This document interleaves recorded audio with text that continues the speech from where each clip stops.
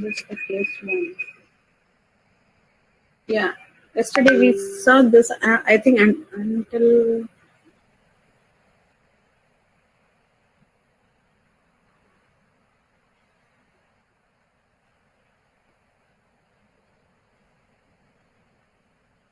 Okay. So this is the thing we have to see today, right?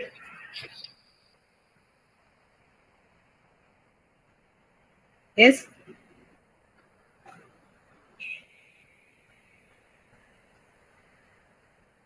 Students, are you online? Yeah. Okay. So you remember, like in the last class, we made the equation of a hyperplane, which is very similar to y is equal to mx plus c. M is instead of the slope, we are going to have a vector, and which is going to be a perpendicular to the hyperplane. We can say hypersurface, but it is the 3-dimensional or more multi-dimensional, but now it is a 2D, so we are saying it's a hyperplane. Okay, so with this, and we calculated like if it goes in a positive direction, if it goes in a negative direction, all over we want to understand that is the v1 minus v2 divided by the norm of the vector. That talks about the distance between the hyperplane. These two equations you should remember now. With this understanding, so when we say that we are going to take d is equal to b1 minus b2 divided by this one, and with this example we try to work out it. So the same explanation I've put it with this equation. Okay, this is b2 cutoff, this is b1 offset value. So if you take a difference and divide by the norm of the vector, so that will talk about norm of the vector itself is the amplitude of the separation. So you should understand like this. So different offset difference divided by the norm of the vector. This is by virtually you can understand. With this information, we are moving to the application. How we are going to understand or make SVM model when your data is separable. It is linearly separable. This is one such example. So we consider this as a case 1. So this is a linearly separable data. So your what is that? Your SVM classifier will be a linear equation. So it is like hard margin because there is no flexibility of bringing the data here and there. One linear separation data itself is enough to make it. So we say this is a hard margin linear SVM. Okay. So this is also we start with an example. You see the picture. Okay, the left side you have a star, blue stars. Okay, this has a particular y value. Okay, and in the right side you have some red spheres that also has a particular y value. See, they have mentioned it. The blue stars belongs to the y is equal to -1 value, and the red balls that belongs to the positive values. Okay, so we are given a data where the y is varying between y1 to n. The entire data is varying between -1 to +1. The range what we access from the y data is -1 to +1. And you have x and x1 to xn that belongs to n number. Okay, that is different. But the constant here is the y. What is this? Want to find a classifier that is a hyperplane to separate the negative instances from the positive one. This is the objective now. So we have to identify a classifier which can best classify the positive instances as well as the negative instances. So an infinite number of such hyperplane exists. See, one star makes the margin, okay, hyperplane, and the other SVM. Okay, the other side, red side, if you see, the two dots that make the margin of the SVM. But in between, we have the gap. Okay, so in between, we have the gap, and we can make n number of SVM. Okay, I mean hyperplanes. What is this hyperplane? Then we have to optimize the position of the hyperplane in between the gap so that this is highly equivalent, equally dividing this gap. Okay, so an infinite number of such hyperplane exists, but SVM finds the hyperplane that maximizes the gap between the data point on the boundaries. So we have something on the boundaries that we say this is a support vector. So what is the support vector? The points on the boundary is a support vector. This is points on the boundary is a support vector for this classification. According to that, we have to identify a hyperplane that gives the maximum gap, okay, to all the distribution of the data points here and the data points here. This is the condition. What is that? So the SVM finds the hyperplane that maximizes the gap between the data point on the boundaries. So we say this is the support vectors. If the points on the boundaries are not informative, example due to noise, SVM will not. So if this point should be your real data, if the, definitely we already know that the data what is provided to us will not be exclusively defining the data. There should be some noise also. So you have to ensure that the collective data point what you are choosing is the real data that you are going to use for the analysis. So it should not be the noise. So if you by any chance or unknowingly by mistake, if you choose the noises, then the definition of the identification of the hyperplane will not be truly what is that classifying the data what is given. So you should give importance to identify first the points on the boundaries or the support vectors from each classification subsets. Okay. So now the condition here is y is equal to -1 and +1. Within this range we are getting. So now we are now deciding, we are writing what are the respective values here. Okay. You see, now this is a -1 instance. So we are writing there is a hyperplane and we are writing an equation w dot x plus b that is equal to -1.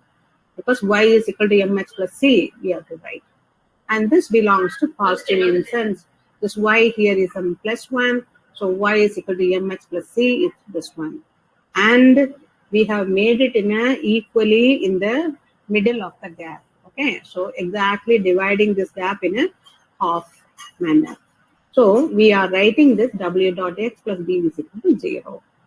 You understand until now? Say yes. Yes, ma'am. Okay. Okay, good. Okay. Now, ma'am, yeah. Tell me. I have a doubt. Yeah. If any value will fall in this line, this red line, Okay. then what is called that? No, ma. The actually this is assumption, but before that, see here you can have n number of lines, but let us start with the assumption that it is in the middle. But there is a condition. This is the condition that we will work out, so that this is to ensure this is the middle. This is not like any of the blue lines. Okay, there's a n number of hyperplane you can make it, but we have to optimize the position. That comes later. So, ma'am, middle line. Okay, ma'am, I understand. Okay, see, from this we are choosing the red one now to tell you that this is the one we wanted actually. But there is a problem. I mean, there is a second option to optimize the position of this so that it gives the maximum gap from the support vectors. Okay. Okay, finish, and then you can ask. Okay. Yeah. So now the issue is once we make the support vectors and we are going to form the hyperplane, okay, and this is the boundary, and for the -1, y is equal to -1 instances, and here using this support vector you are going to make a hyperplane, and this is the boundary for your positive instances. And now the next thing is that you have to identify, you have to calculate the proper gap, and we are supposed to get one support vector classifier, SVM classifier like this. This is our objective, but let us see. The gap is the distance between the parallel hyperplanes. What are those parallel hyperplanes? This is one and this is another parallel hyperplane. Here let us write this equation, same equation. Okay, w dot x plus b is equal to minus 1. And w dot x plus b is equal to, sorry, this is b1 and this is b2.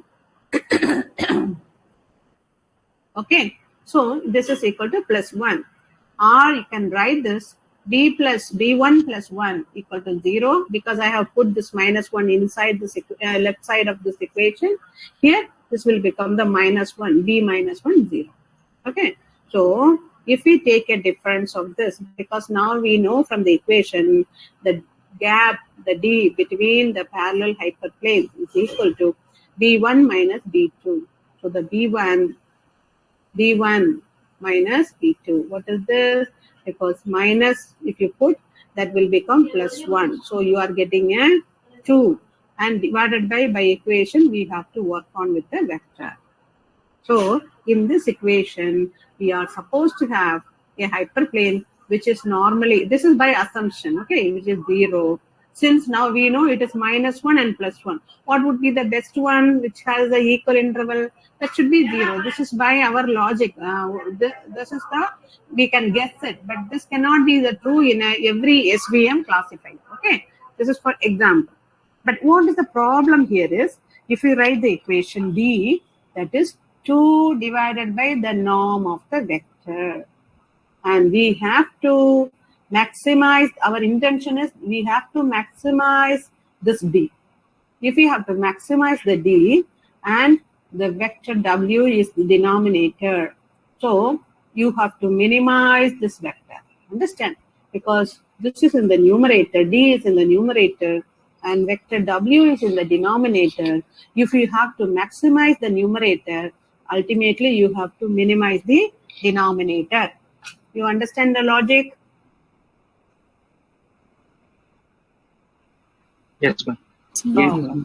Okay, so in mathematics, normally when we take a function to minimize or maximize or whatever, we normally take the square of this, because most of the places we take the square to avoid the sign problem, and we use a half, because if you're going with some exponential or some logarithmic thing, this will give you a better solution. So normally when there is a 1, they will go with a conversion of this factor by half the norm of the vector square.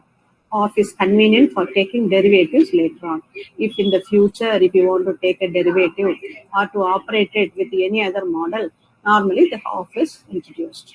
There's no problem if you introduce half also, because it will, again, it is a norm only. So, but the amplitude will be different, but the location of this hyperplane will not be changed. You know, it is a kind of, it is not magnified. It is now, it is reduced scale.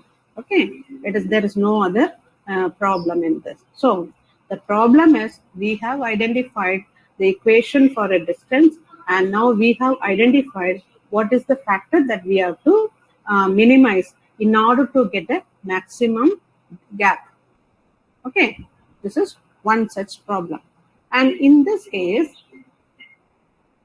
this is another statement. What we are going to do, we have to generalize. How we are generalizing? See, this is minus 1, right? So now less than or equal to minus 1. Either it is minus 1 or less than, because we have a spread. And here, this is only one hyperplane. Let this equation be as it is.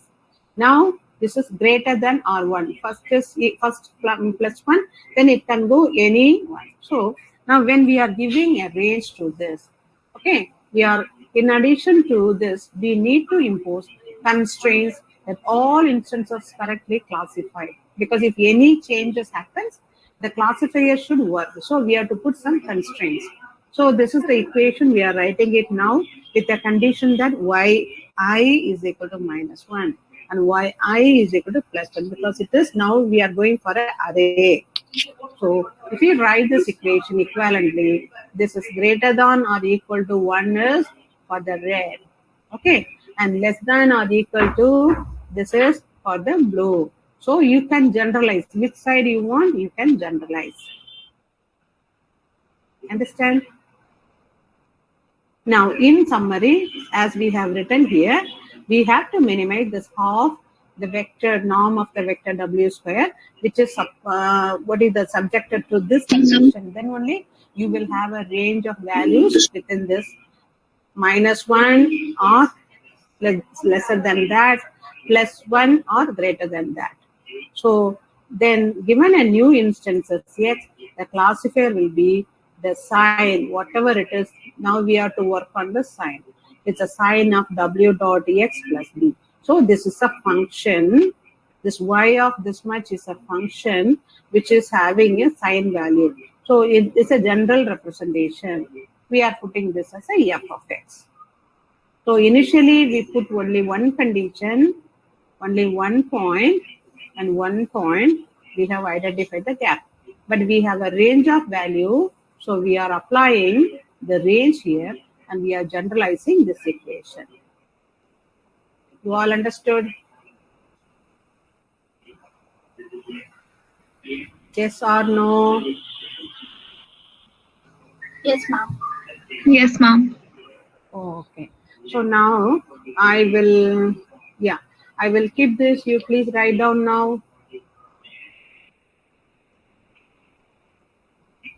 And once you finish this, you let me know. I will scroll down the next page.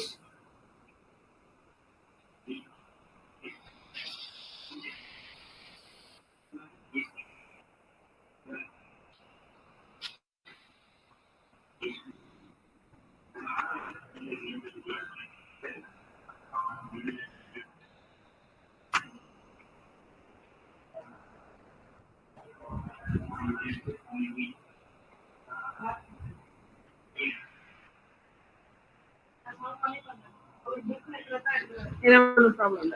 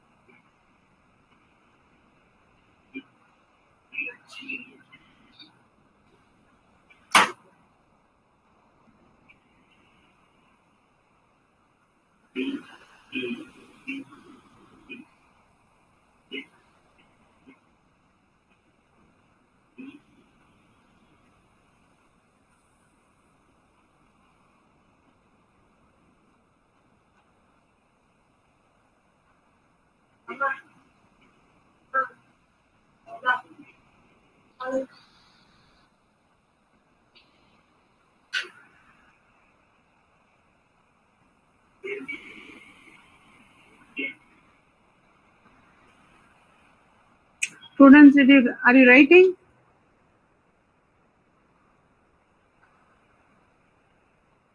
Yes. Hello. Yeah, because I already posted this in the material, right? You are writing from there, right? Or you are seeing from my screen?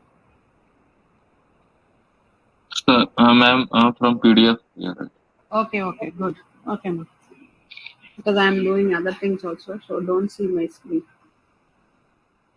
Hmm.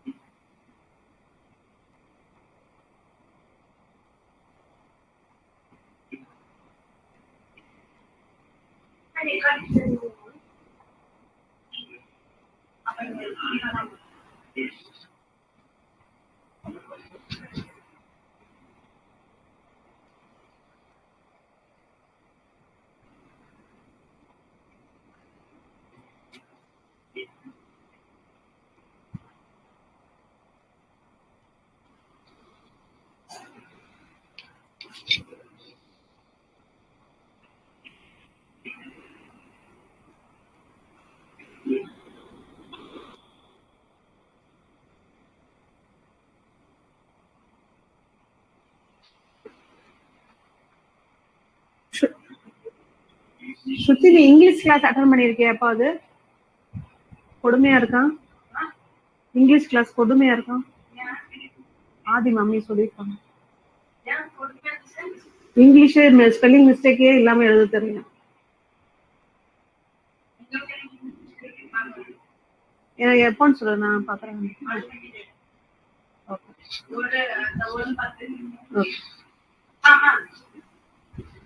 அவன் teacher பேர் என்ன?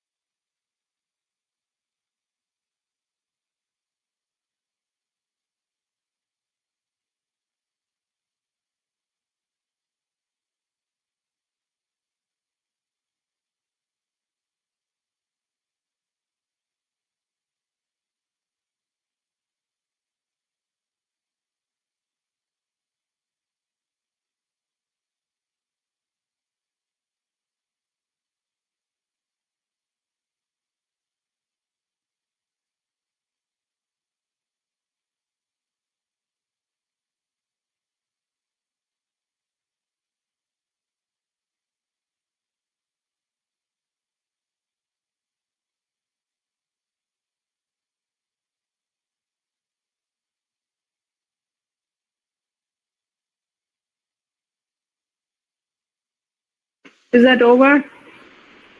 Can we go to the next example? Yes, ma'am. Yes, ma'am. I was waiting for your this thing. You guys are not saying anything. Okay, now. Okay, so now the condition here is this is the constraint. This is the primal formulation, and we are not going for any dual formulation, which is not required. So we go to the case 2. What if the data that we are collecting is not separable by a linear classifier? Okay, what is this? You see this picture, and there is a linear line is there, but even though it is not linearly, but you can have a very close, you can make a very close separation. So the thing is that there is some hyperplane, boundary hyperplane in the left side here also, but the in between the gap, whatever we found it, like in between, you can have a minimal, what is that? These are all the outliers. From this group, this is outlier. From this group, these two are the outlier because this is coming in this side. Okay. So what happens if such situation comes? So what if the data is not linearly separable? There are outliers, or we say this is a noisy measurements, or the data is slightly nonlinear. Either we consider this as a nonlinear, or we can say this is a noise, or this is the outlier. We can say this is an outlier. So want to handle this case without changing the family of decision function. So suppose already we have a decision function. What if we use the decision function and if we make any correction, additional correction, can we use this as again a classifier for this kind of distribution?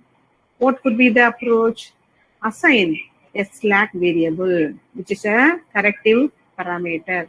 This parameter is used to correct this offset value to each instances.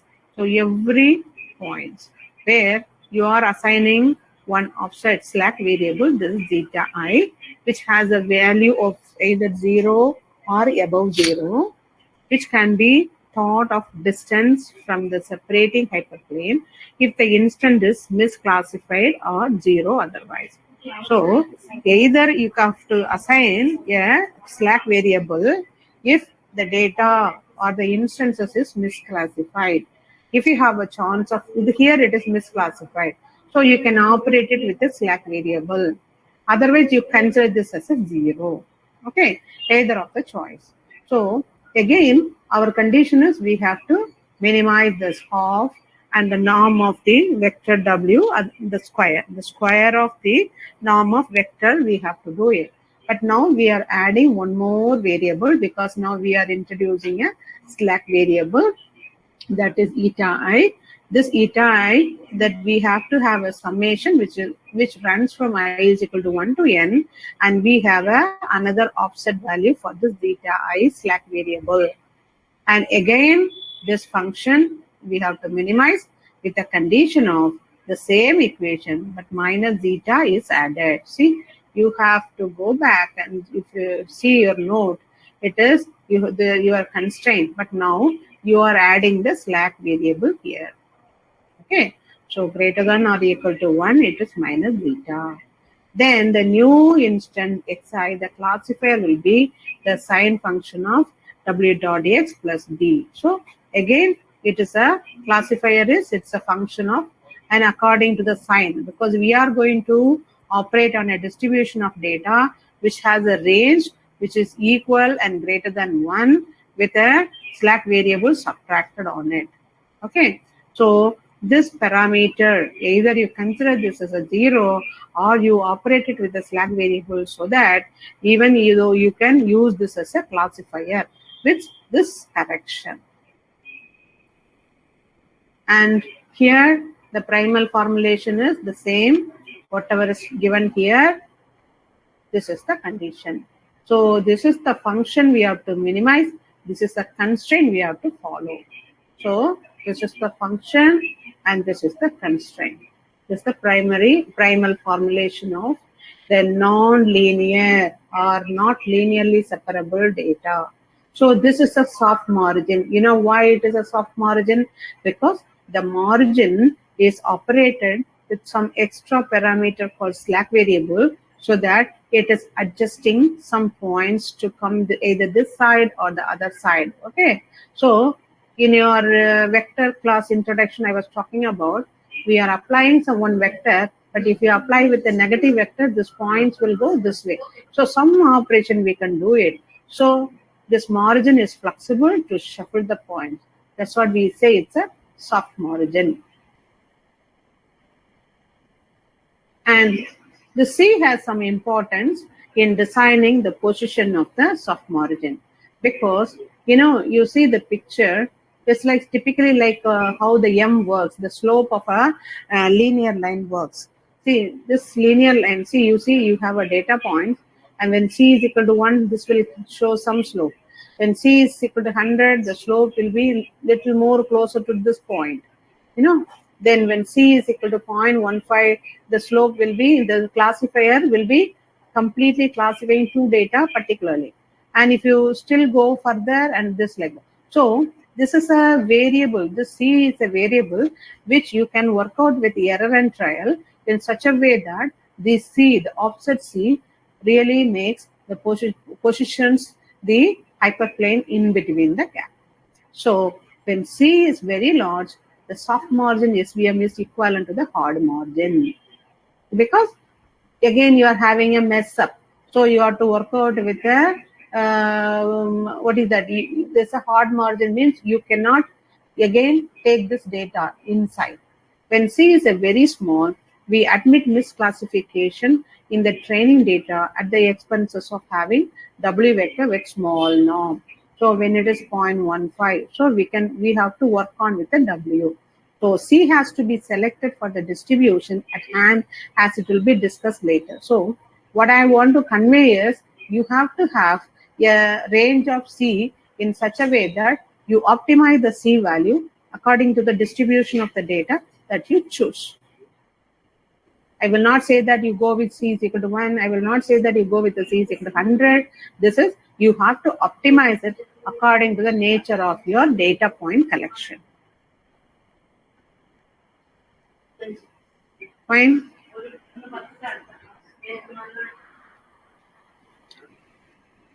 So similar to the zeta here, C is also another variable that is controlling the positioning of the hyperplane. You guys are following? Yes, ma'am. Yes, ma'am. Yes, ma'am. Okay. Now I will move to another case. This is also one such example with the non-linearly separable data, but instead of using the linear classifier, we are trying to use a kernel. Suppose you have a data which is encircled by another type of data, and you here linear things will not be followed, right? So the data is not linearly separable in the input space. This input space, we cannot do it. But what we can do it, we can add some new feature in such a way that both data are, the differences between the data are pronounced more. So that's what I was talking about, kernel, some mathematical application which makes or which clearly distinguishes the classification. Okay, so this we say it's a feature space. This is the input space in 2D. Now we have added one more parameter with some kind of any mathematical function. Now we say this is a, when we apply kernel, when we add new feature, when we work on or operate with any mathematical model, we say this is a feature space. How this goes on? This is the original trick, because we always have a function, a collection of data which goes by this general w dot x plus d, correct? And we have a variable, slack variable or any other variable, the w. But if you work on with the mathematical things, let us say the feature space is not simply the x, it is a 5 of x, because a function or a mathematical model is operated on the x. So in the place of x, you have to simply write it, this is a 5 of x. Okay, and wherever the x comes, you have to operate it. This is a symbol representation, but when you apply the kernel or a mathematical formula, this will not be straightforward as it is. What I try to convey is, any mathematical model you apply on the x, is collectively you should apply all the x.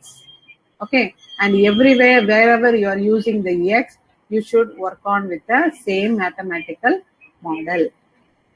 Okay, so the function w dot phi of x. Okay, when in the place of w, if you fix this alpha y phi of x dot phi of x plus b, I'm writing this because you know w dot alpha y x. So alpha y phi of x. So what is the alpha yi? This 5xi dot 5x. Now we are taking this as a different mathematical function altogether. This is a kernel which is working on every individual xi and comma for all x plus b. So this is a general function when we are writing the kernel. See the same w I have replaced with this, and you have to wherever the this w it is here. Okay, this w you apply here and you have to rewrite it. So 5 of xi dot 5 of x all put together, we have put it as a kernel. Okay, so the same function. Therefore, we do not need to know phi explicitly. We just need to know define function, how to define the kernel. Okay, so any mathematical function, if you adopt it, we can simply work on this as we are doing it a natural function.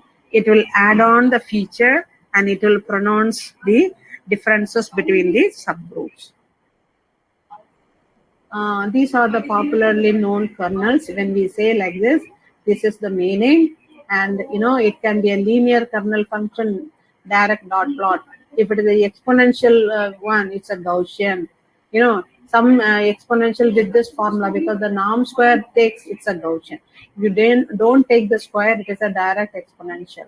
Okay, this is a polynomial and hybrid, whatever it is. This is not important, but what I'm trying to say is, when I say it's a kernel application, this is simply a mathematical expression or a operator is being operated on all the data here in the data points.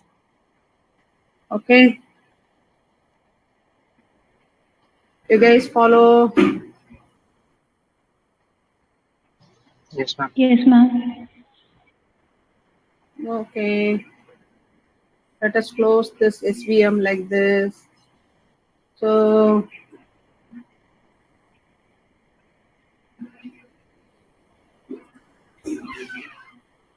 what is your syllabus?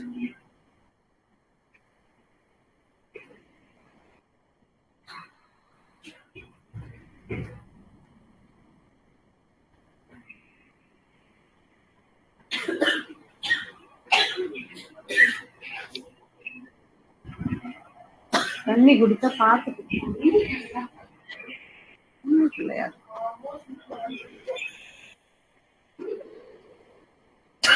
எல்லாத்துக்கும் மூக்குல ஏத்திட்டு நின்னா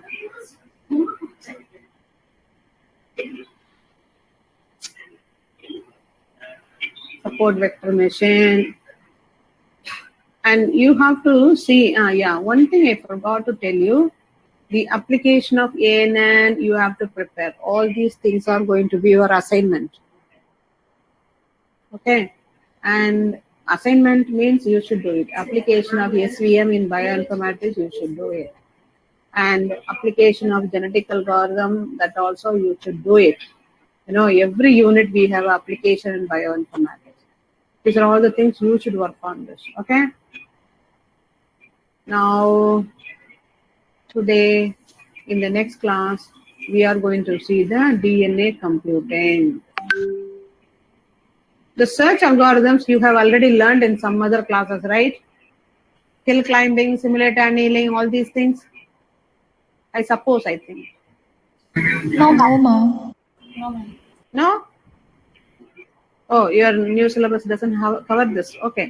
Anyway, okay. So the thing is that we did genetic algorithm, and we did this. I have to do this Bayesian, I have to do this Markov model, and this combinatorial hash table. It is very easy. I have to take.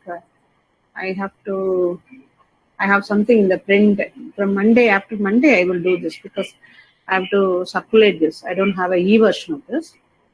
So now, probably in the evening, we will see. The class is at 3 o'clock or 4 o'clock? 3 o'clock. 3 o'clock. Okay, okay. We'll start from 3 o'clock. So we will start this DNA computing. Okay. I'm going little fast because in the mid of the July, you are going to have your semester exam. So somehow we have to finish it by this month end or something. And we have to do one more, what is that, internal. And, normally I keep 3 internals and take the best. If time permits, we can go with the 3 internals and take the 2, best 2. But let's see.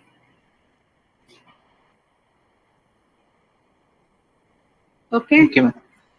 Okay, ma'am. What is that? Thank you, ma'am. Yeah. Thank you. Ma'am, excuse me. Yeah. Yeah. Ma'am, what is the last date for submission of this assignment? Submission of last date for your assignment. 1 week before your semester exam.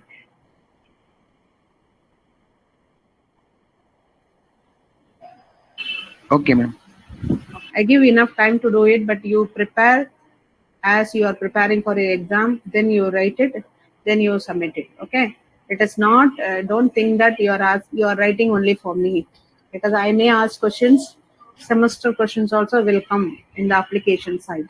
So you should elaborate it. You plan in such a way that every application you are writing minimum 5 marks. Okay. Application of 5 points in an elaborative way you should write. Okay. Minimum 5 Yes, ma'am. applications you should write from each of the topics. Okay. Thank Yes, you. ma'am. Thank you. Okay. Thank you, ma'am. Thank you. Thank you.